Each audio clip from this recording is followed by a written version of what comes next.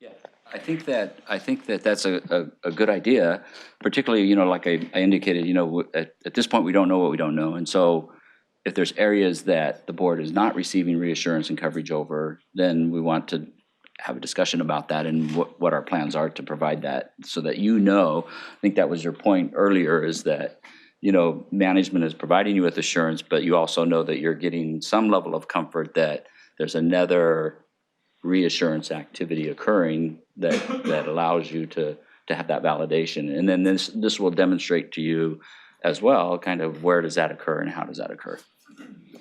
Mm-hmm. Thank you. Bob, anything from you? Okay. And I do think, I think I understand what you're saying, and maybe we'll just, continue, Larry, to have you explore it further. But I also think that, we're going to be getting, I think our next agenda item is on just progress on our internal audit plan. And I think that there's some examples there of some of the audits that we've done with our school districts where there's been opportunity for kind of real-time discussion about findings and correcting them more quickly, I think, as opposed to having it be, what can sometimes be a lag in a look-back period. So I think we've got some examples there, but it's something we can explore. Okay, very good, thank you. Any other questions from the committee for Mr. Funston? Okay, are there any members of the public who would like to speak on this item? Okay, thank you very much. We really appreciate it. Okay, so shifting to agenda item number 5, it's our 2019 Internal Audit Plan Progress Report.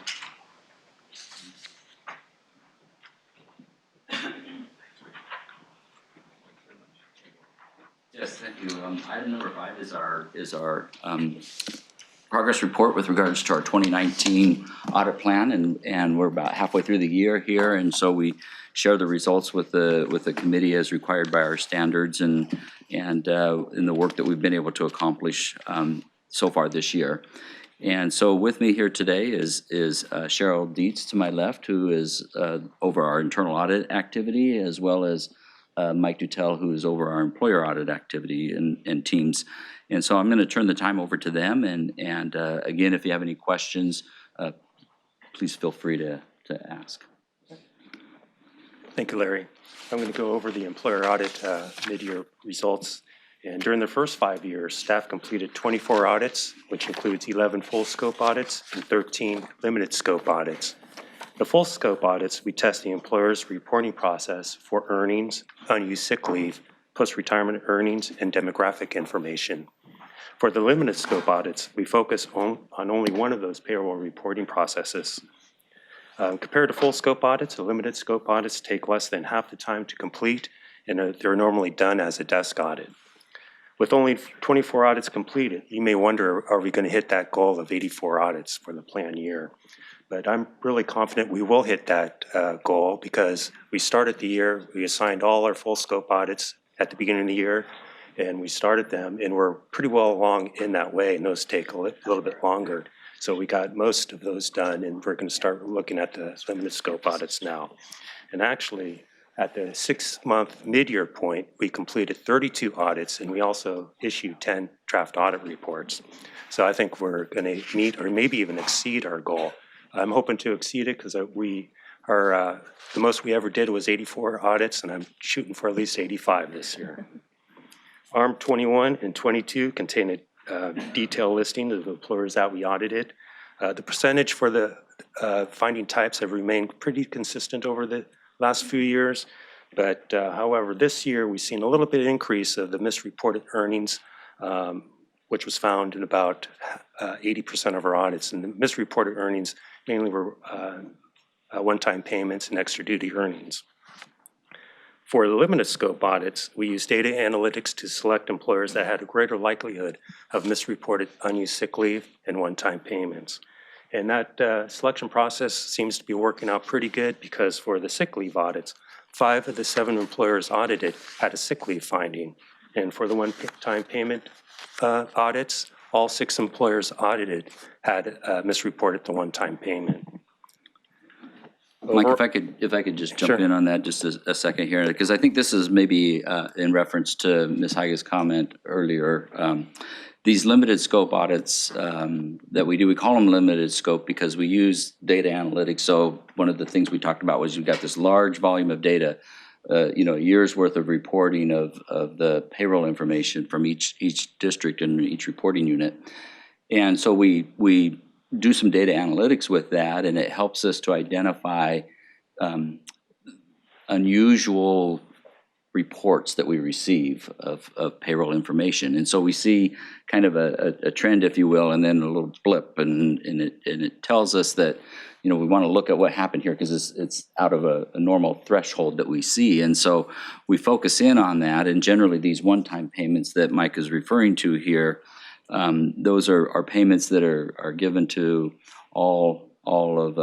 generally all of our members at that district. And so we look to see, why was there, an increase in payment, and that's also an increase in payroll, which results in an increase in contributions that we receive and things like that. And so if those one-time payments, are appropriate, then that's great, and we know what it is and we know why it's there.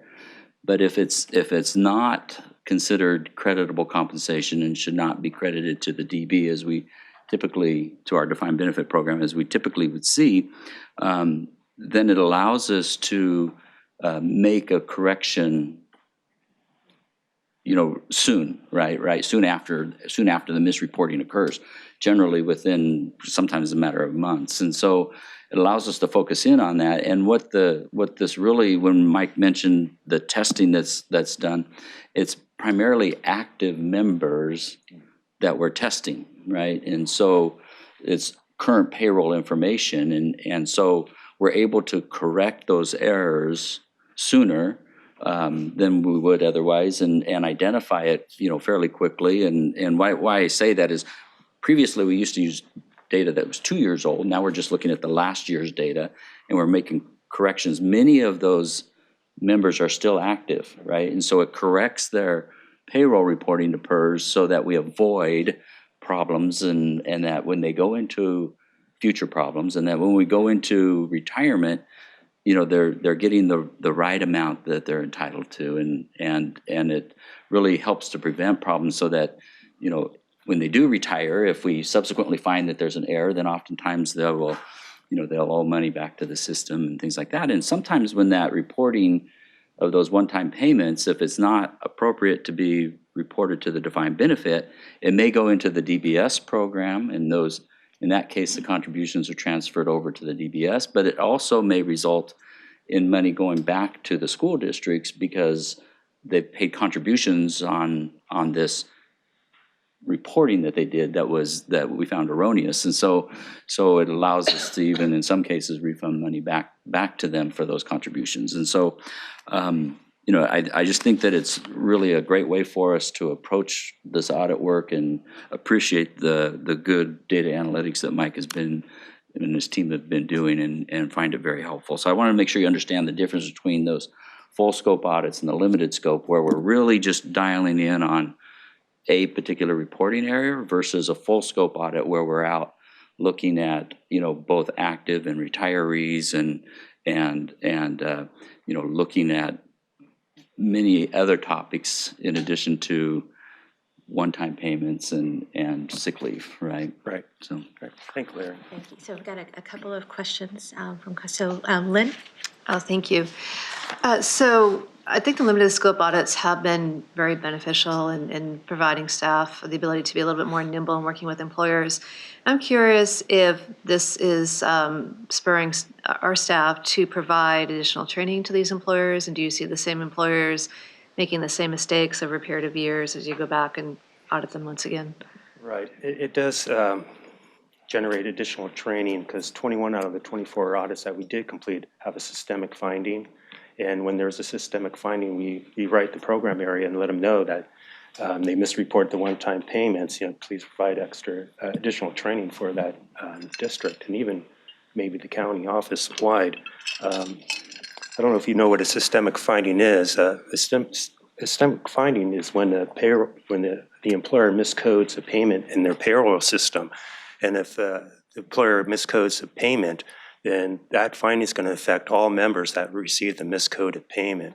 And a very common systemic finding that we do have is the one-time payment, which Larry mentioned. And also a very common one we see is for extra duty earnings, where they report it as special comp. It might look like a one-time payment, but we actually find out it's the extra duty earnings. And extra duty earnings should be reported as a part-time assignment. Sometimes they report it as a full-time assignment, special comp, and they may even lump it in a base pay rate, but that's all incorrect, and that's very common we see. And then my other question was, do you expect that the new employer reporting file format will help to address some of these common findings? I really don't know that. I really hope it does. Is there a way to build that in somehow to that I can format? find that out. Okay. All right, thank you. Anybody else knows that? Well, I'm not sure yet. We haven't audited it, but this is just a personal, the work that we're doing right now with the file format, and the board has been, heavily involved with that, really breaks down the reporting to a more granular level that I think that will require the employers to really look at the various types, rather than Mike mentioned, sometimes they're consolidated right now, but it's not, we hope that it helps.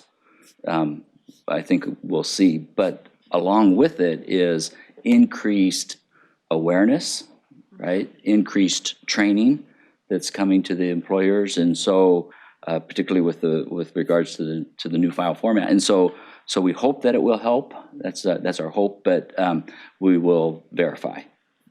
Thank you. So, And Karen? Hi. I just was trying to figure out, you talked about what the elements of the limited and the full scope audits are, but how do you determine, or what is the criteria to determine if District A is going to get a full or a limited audit? Yeah, that's a very good question. Every year we do an annual risk assessment, and some districts are going to rank high on every single item, and some districts might rank high just for sick leave, or maybe they just for one-time payments. So those are the ones we're going to choose for the limited scope audits, and that's what we have done. But we found that sometimes district will rank high for the one-time payments. We go out there and we find other problems, so we'll expand it to a full scope audit, and that's what happened initially too. That's probably why we're a little bit behind right now, but I expect we'll catch up. But yeah, it's based on our annual risk assessment on what we see that the employer actually reported to us. So when you say it rates high, it means high in risk? Yes. Okay. That means that we see that there's, like Larry mentioned, a blip of reporting. So depending how many blips there were and the amount of those blips depends how high that score will be. And then typically on a full audit, what is the time frame of that audit taking place? Well, Before the draft is written, in other words. okay.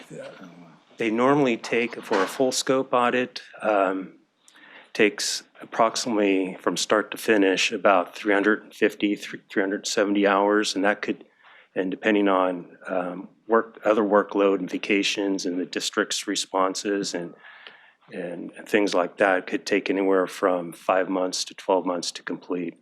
And for the limited scope audits, it's a lot quicker because those take probably 100 hours, and there's no travel involved, so that eliminates the travel time and eliminates other issues that might come up, and those could take anywhere from 2 to 4 months to complete from start to finish. sometimes on those limited scope, we don't even have to go on site. We just coordinate with the districts. So when you say we, is there Audit like team. one person or 3 people, or how we have much staff is delegated to such an audit? Yeah, we come with an assignment list at the beginning of the year, and we add or take away depending on tips and things like that. But as an auditor needs an assignment, we have about 16 field auditors.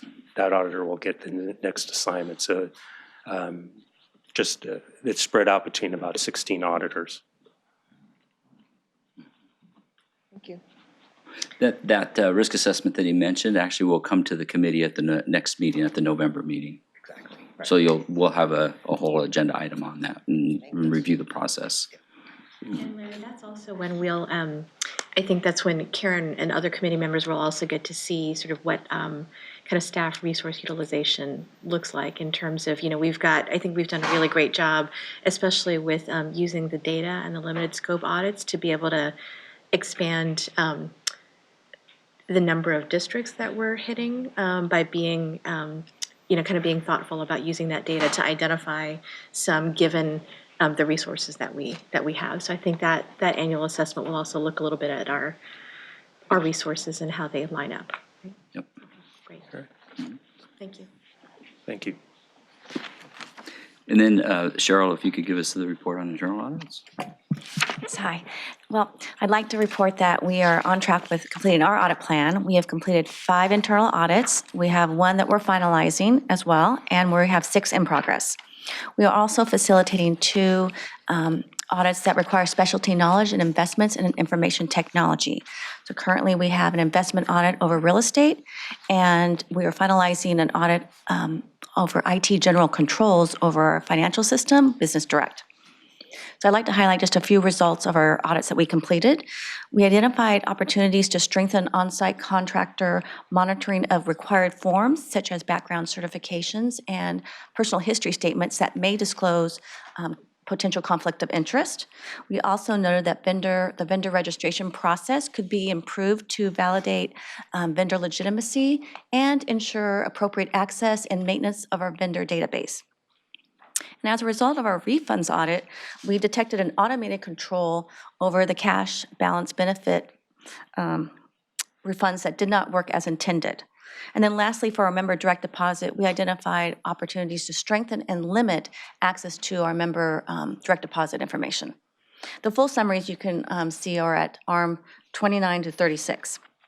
Also, during this reporting period, we validated resolution of our recommendations, and as of May, management resolved 40% of outstanding internal audit findings.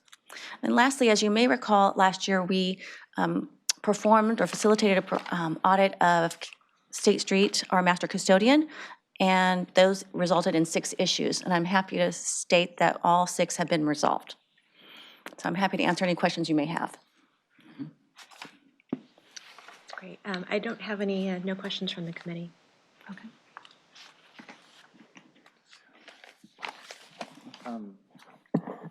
Yeah, so just real quick, Mike, back to you, and then one quick question for Cheryl. Yeah.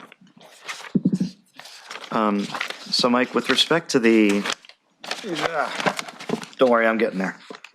ARM 22, got it.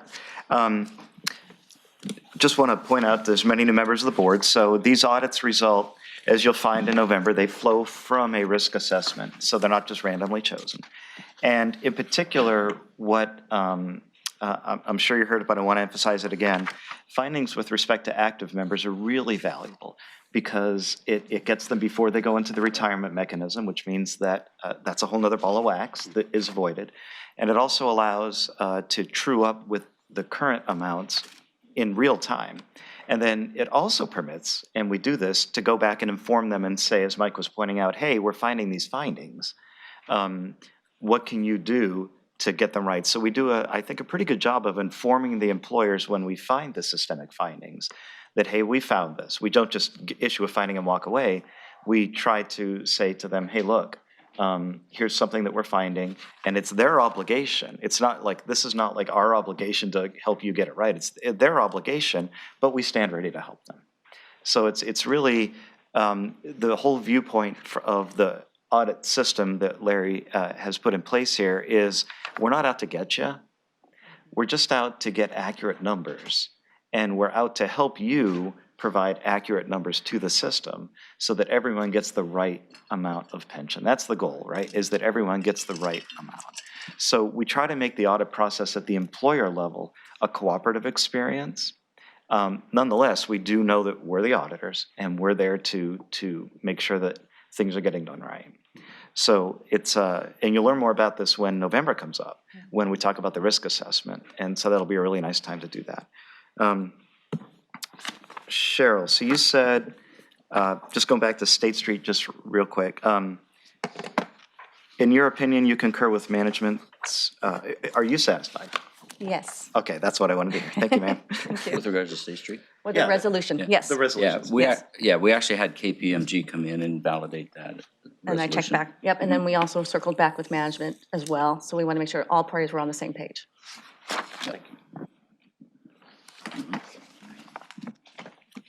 Karen, did you still have a question? Okay. I'm sorry. I'm looking at ARMS 34.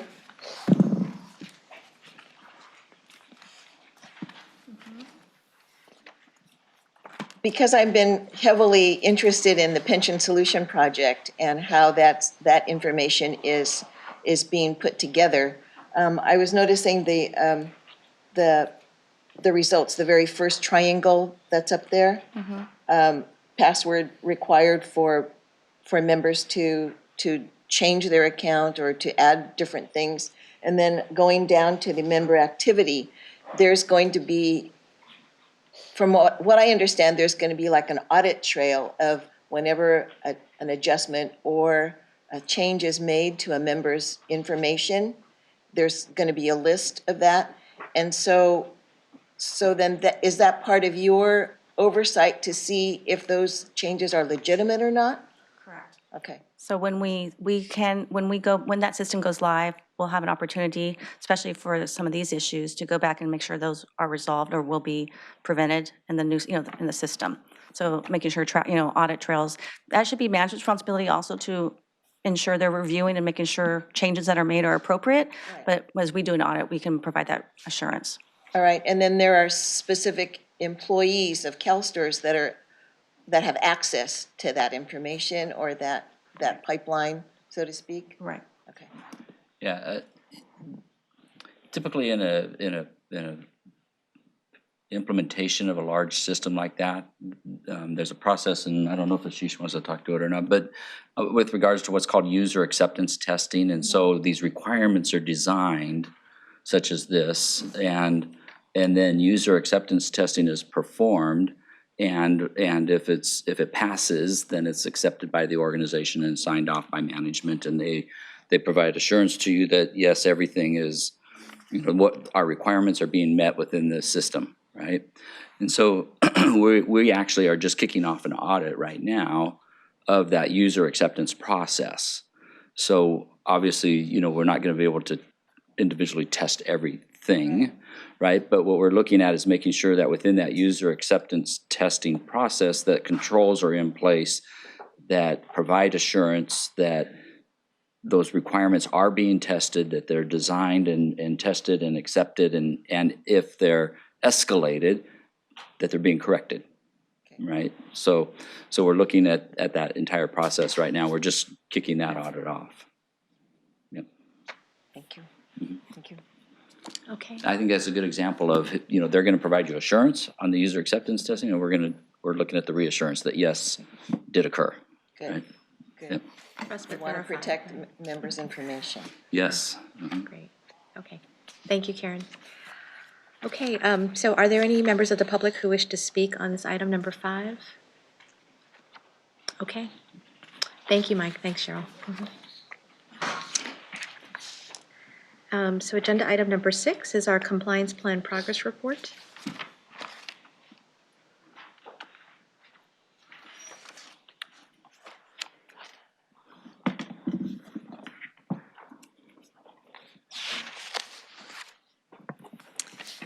Good morning. I'm Dina Mount, Enterprise Compliance Director, and I'm here to talk to you this morning about the 2019 Compliance Plan Mid-Year Progress Report, combined with the Compliance Director update. So back in May, the ARM Committee approved the amended ARM Charter, which included 2 enterprise compliance specific responsibilities. Number 9 was oversight of the effectiveness of the ECS program, and number 10 is review of the annual compliance plan and receipt of periodic progress reports of ongoing compliance activities. Also in May, we discussed the committee's changing role in the compliance oversight from moving from a program design focus to a program implementation focus as the compliance program continues to mature. In March, we provided the committee with the 2019 Compliance Service Plan. Here we go. And if you'll recall, there were 33 individual activities planned for the 2019 year under the 9 categories derived from the Compliance Risk Assessment Framework. Since the last report, ECS has fully implemented 8 of the plan activities, such as the policy management system known as Epicenter, the ARM charter, and the ECS charter, which was provided to you in your packet. And that can be found in ARM 47 through 50. We're also in the process of implementing 4 additional activities. To date, we are at 36% of the total plan activities that are either completed or underway. As part of the plan, ECS is developing a comprehensive compliance risk monitoring plan to assess whether risks identified through the compliance risk assessment process have sufficient controls in place to be adequately mitigated. For the period April 1 through December 31st, we focused efforts on alignment of compliant risk assessment identification with risk identification and internal audits risk identification. And that contributes to the integrated assurance exercise that Larry was speaking of earlier. We've been documenting existing risk mitigation activities. We'll identify gaps and overlaps in existing processes, and we're creating a monitoring tool that helps us define metrics and measure metrics by which that we can test and measure compliance with the established controls. You'll see here the 5 primary focus areas. If you recall from the risk assessment, there were 10 focus areas identified, 5 primary and 5 secondary. These are the 5 primary. As part of the monitoring plan, we're going to go through each of the focus areas and do a full evaluation. We're starting with a conflict of interest to determine whether or not all of the controls exist to help mitigate the risks associated with the focus area. Within each focus area, there are a number of sub-risks, and we're going to do each one of them, but starting this round with the personal relationships in the workplace to test our tool and make sure that things can be consistently applied across all focus areas, and refining our tool to help us narrow down the specific things that we want to review and look at so that we can get underway and do our best to get through 2019 plan successfully. Yeah, if I might. Sure. This is kind of like a beta test for us with regards to our monitoring plan. It'll help us in development of it, and as we go forward, we may do some refinement and things like that. But I think this is a really great start for us, and where to focus in on initially, particularly in that area of conflicts of interest. As you remember, it was kind of a primary area that came out of our compliance risk assessment. Yeah, thanks. Mm-hmm. And then just in the interest of time, I'm going to move to the Compliance Director's update. ECS continues to provide compliance introduction to newly onboarded staff by providing the Code of Ethics and Business Conduct document during the onboarding process. From January to June of this year, we provided that service to 44 newly onboarded staff. And since the ARM Committee's approval of the code back in September of 2018, we've provided that service to 124 newly onboarded staff. The policy management system, known as Epicenter, houses 157 CalSTRS policies. To date, we've successfully updated 18 of those policies into the new format, and 15 additional policies are in the workflow review process and will be updated into the new format. Thus far, we have 21 policies that are in compliance with the annual review requirement. We encountered some challenges in our RFP process in trying to solicit an anonymous vendor for compliance and ethics information and anonymous reporting. We are looking at other options that we can possibly select a vendor from maybe a solicitation or some other option other than an RFP, because we spent a lot of effort, energy, and time on those processes, and we were not successful. I would also like to introduce our newest staff member, Leonardo Ruffino. Leo, can you say? Hi, Leo. He joins us, he came on May 20th. He joins us from EDD. He has a strong compliance monitoring background, and we're super excited to have him on the team. We're also going to be recruiting to backfill our newly vacant SSM1 position. And I'm happy to answer any questions.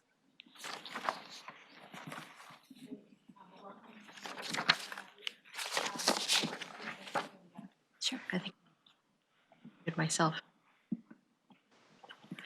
I don't have any questions. I just wanted to say that I appreciate the update as a follow-on to the report that we did at the prior meeting, sort of looking at the risk assessment and the progress that we're making in developing the tool and, testing it, and then hopefully being able to roll it out for more widespread use. So look forward to continued updates. Great, thank you. Thank you. Are there any, yes, sorry, Karen, hang on a second. Okay, go ahead. I just have just a basic question.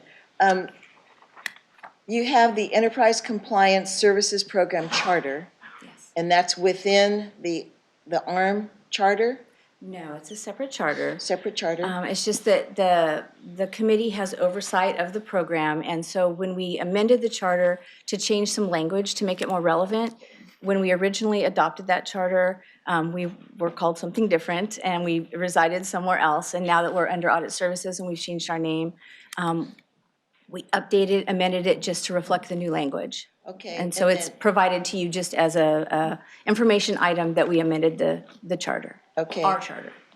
Because it says approved by the Chief Compliance Officer. Is that you? That's me. Okay. Okay. Because For all I guess I'm trying to think. Originally, so, Right. I don't know if I can Because speak I'm to not that. sure, because it says something about the director has direct responsibility for the chief auditor, right? And then it just seems like, I was just trying to get the organizational makeup, in my mind, who's doing what and how that interacts with the ARM committee. So if I might, at the last meeting of the committee, we actually updated the ARM committee charter.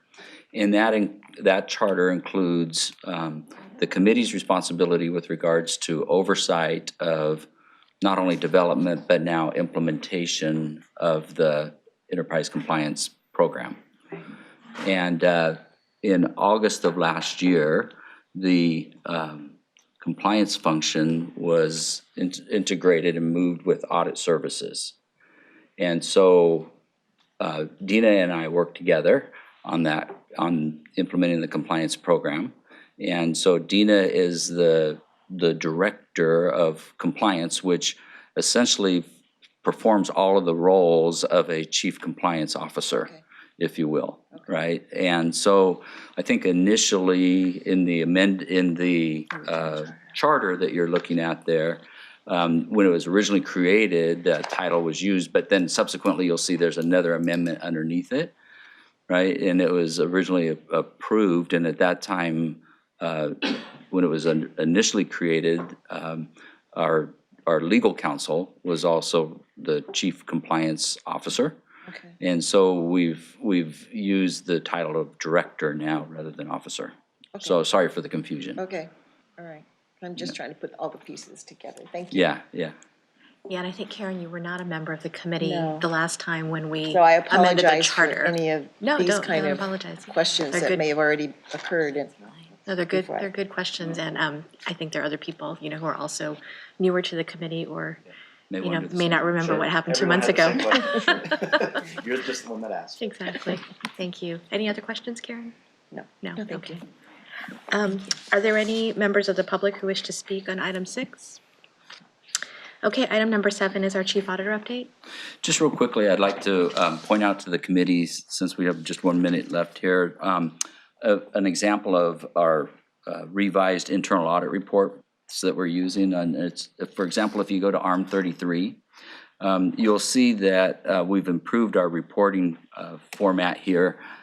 Essentially, these are the reports that management receives as well, but we've also implemented a couple of new processes, and I want to just highlight for you the changes that when you look at these reports and evaluate them going forward, that first of all, the objective of the audit is outlined, effective practices that we recognize that are good things that are happening within the area that's being reviewed, how this particular audit ties to our strategic plan, as well as the risks that are being addressed. So for example, on ARM 33, that first risk is refunds processed in accordance with laws, regulations, and policies. And so that's the objective of our review that we're looking at, and then any results. But what's the agreed upon actions here, the change that occurred in our process is that,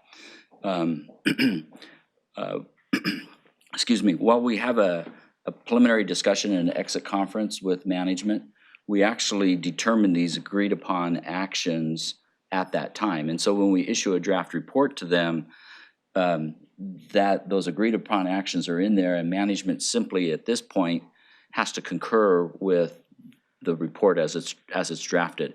In the past, what we'd do is we'd issue them a draft report. We'd allow them 30 days to respond to the report. They would give us a response. We'd package it together, and in total, it would take us about 43 days to really get the report from draft to out the door. And when we change and revise this process, management simply has to now just send us an email and say, yeah, we concur with the report. And in these 5 reports that are listed here, it took us 11 days from the time we issued the draft report to get it out the door to be issued to management. And so we see quite an improvement there, and we're happy about that process. We think this is a really great way going forward, and it requires more collaboration between us and coordination between us and the business area on developing those agreed upon actions. And so I just wanted to let the committee be aware of that, and we're always looking for those opportunities. In fact, one other thing that we're doing is we're exploring automation within audit services. And what that means is allowing us to automate some of our functions and reduce some of the manual work that has to be done. And more specifically, we're looking at automating our work paper development around our employer audits. And in the past, our auditors have to sit down and go into our systems, and they do screen prints, and they take the members' information and they input it into a spreadsheet that they use to conduct all of their testing and things like that. And we've actually automated that process now, where they just put in the member ID. It automatically goes out to our various systems, pulls the information that they need, populates our work papers, and it reduces the likelihood of errors that might occur in building the work papers.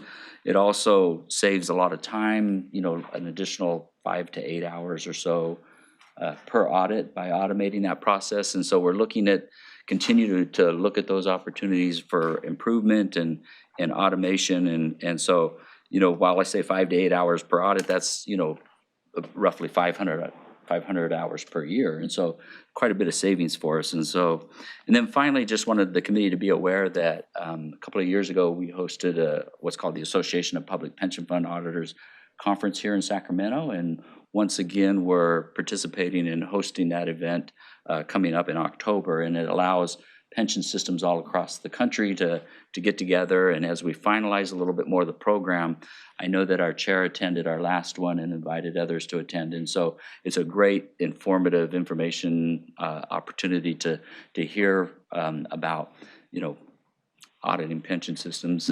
It's pretty exciting for us, and what's happening across the country. And so I'll continue to keep you posted about that opportunity for a great educational item for you. Great, thank you. Okay. I can tell Bob's really excited. Yeah. That's coming up. Great, thank you, Larry. Are there any members of the public who wish to speak on item 7? Okay, so agenda item number 8 is to review the information requests. Trevor, anything? Okay. Any public comment on item 8? Then agenda item number 9 is our draft agenda for our next committee meeting. If anyone has any questions about that. Karen, did you have a question? Oh, hang on a second. I just rang in too quick. Too late, but Larry, on the, seems like I'm asking a lot of questions. On, when you cited ARMS 33, and then the risk, the results, the agreed upon action, and then there's also a target completion date. So I'm just assuming that's just an agreed upon just between the two units and the audits, and you say, okay, well, I can complete it by whatever time, and so it's not, is it a set in stone kind of an agreement date, or how does that work? Yeah, good question. It's a target completion date, and it's based on what management feels that they could implement any type of actions. And so if we're talking about a risk and trying to reduce that risk through actions that are taken here, the reason why we put that there is for the committee to be aware that, in essence, management is aware of the risk. They're informed about it. The committee's informed about it, and they're accepting that risk during that period of time of correction, right? And so we monitor the actions that are taken, and we report to the committee periodically, and you'll see in some of these other reports, attachments that were provided, where we actually report resolution to the committee. And so, there's times where they can do it sooner, and they do. And there's times where they meet it right on, and there's other times where, we go to them and say that, hey, some issues occurred. And I think what we look at is kind of the degree of, is this a real high risk to the organization, right? And some of them, quite frankly, take longer. And there's, plans and things that just take longer to do it. And that's the reason for the color coding too, as far as the high. So we can focus on what is the high, the areas of attention for the committee, and to determine, that's why we point out those that are maybe a little bit older, right? And so that the committee is aware that this risk is out there. Management is addressing it, but hasn't fully resolved it yet. This is helpful. Thank Yeah. you. Good. Okay, so are there any members of the public who wish to speak on item 9, which is our draft agenda? Or this is the opportunity for statements from the public? Okay, the committee meeting's adjourned.